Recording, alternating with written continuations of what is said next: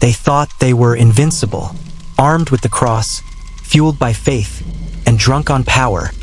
The Crusaders marched across foreign lands with the certainty of divine blessing. They conquered cities, slaughtered in the name of God, and carved kingdoms out of dust and blood. But there was a place, an island not found on most maps, where their holy armor meant nothing.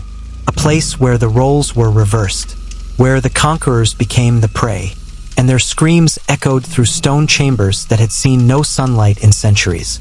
The island was known in whispers. Sailors spoke of it only at sea, far from the ears of priests or knights. Somewhere in the eastern Mediterranean, lost between Rhodes and the Levant coast, lay a jagged strip of land called by some Al Jazeera al-Maut, the Island of Death. Others called it the Iron Teeth, because from afar, its cliffs looked like the open jaws of a beast waiting to devour ships. To the locals, it was simply cursed. For most of the Crusades, it remained a myth, a sailor's tale. But during the Third Crusade, something changed. Reports began to surface among Saracen soldiers of strange prisoners taken from the sea, knights who had survived shipwrecks or ambushes, and who vanished soon after being captured. They were not executed, nor ransomed. They were taken to the island. It started with one survivor. His name was Sir Emeric de Perigord, a minor noble from Aquitaine who joined Richard the Lionheart's forces. During a naval skirmish near Cyprus, Emeric's ship was separated and caught in a storm. The current pulled them east. The next thing he remembered was waking up in a stone chamber, chained at the ankles, surrounded by the scent of brine, blood, and damp earth.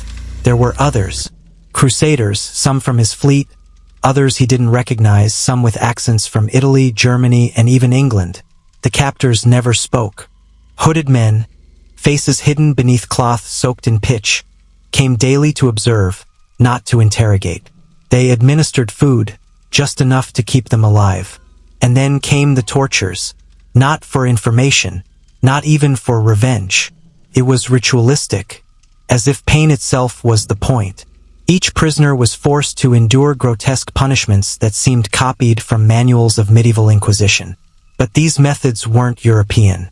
The tools were unfamiliar, the symbols on the walls older than Islam, older than Christianity, resembling Phoenician or Babylonian runes. Emeric spent 7 weeks on the island before he escaped, or was allowed to. He was found adrift by a Genoese ship near the Gulf of Antalya. His body was broken, but he survived long enough to speak to a monk in Rhodes. He said the tortures were not meant to kill. They were meant to awaken something ancient. He said that the torturers believed the Crusaders were vessels, that their blood was required to feed a force buried beneath the island. He described a pit, a deep shaft carved into the bedrock, where the screams were funneled downwards. Then he died, mid-sentence. The monk who recorded his testimony, Brother Matteo of the Order of St. John, passed it along to the Vatican. But the letter was suppressed. Centuries later, it was discovered in a locked chest in the Vatican archives, sealed with wax bearing a forgotten insignia. Modern historians dismissed the story as fantasy. But in 2007, a team of marine archaeologists discovered remnants of medieval chains buried in a collapsed sea cave near Castellarizo, an island not far from where the mysterious island would have been. Local divers spoke of submerged ruins, cyclopean blocks etched with unrecognizable symbols. One diver vanished during a night dive. The rest refused to return. Then came the twist. An independent researcher, Dr. Elias Murad, cross-referenced Crusader ship logs with Ottoman naval records. He found that, between 1191 and 1290, more than 24 Crusader ships went missing in that region. Not lost in battle, not destroyed by storm, simply gone. No trace. But Ottoman records noted multiple sightings of floating crosses and ghost ships drifting near the island, unmanned, intact, and cold to the touch. Dr. Murad also uncovered an obscure Mamluk chronicle describing an island used to punish captured knights. But this wasn't merely a prison. It was a site of sacrifice. The chronicler described an ancient pact with something called Al-Makal, the Nameless One, buried beneath stone and sea, and the blood of Western invaders was the price of peace.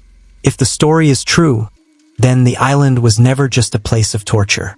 It was a gateway, a sacred site, corrupted by centuries of pain, fed by the agony of zealots who believed they were untouchable. But perhaps the most chilling detail comes from a line in the chronicle. The island is patient, the island remembers, and when the blood returns, so too shall the whisper. What if that island still exists, hidden by time, scrubbed from maps, ignored by historians because it doesn't fit the narrative of glorious crusaders and noble battles? What if somewhere, beneath layers of forgotten stone and salt, the island is still waiting? And what if one day someone returns to feed it again? Thank you for watching CIHUYS. If the story unsettled you, it was meant to, because sometimes history doesn't just repeat itself. Sometimes it waits in the dark, unheard, and hungry.